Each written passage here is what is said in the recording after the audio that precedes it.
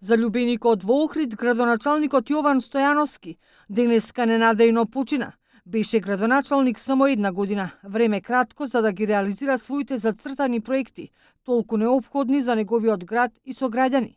Стојановски сакаше Охрид да го направи главна туристичка дестинација, да го тргне загрозениот статус на градот во УНЕСКО, да го заштити студенчишкото блато, да го реконструира крајбрежјето. Детален урбанистички план за крајбрежјето.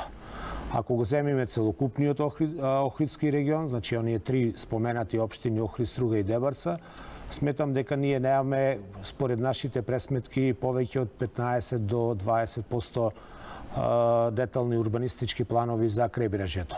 Тука е, сметам, основниот проблем на кој што треба да работи локалната самоуправа, изработка на детални урбанистички планови за крајбрежјето.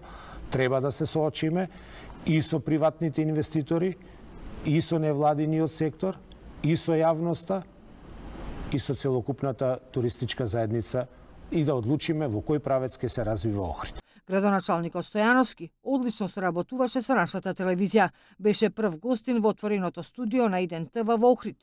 Според неофицијални информации, причината за смртта е инфаркт. Стојановски е роден 1970 година во Охрид. Долги години беше советник во општината од редовите на СДСМ.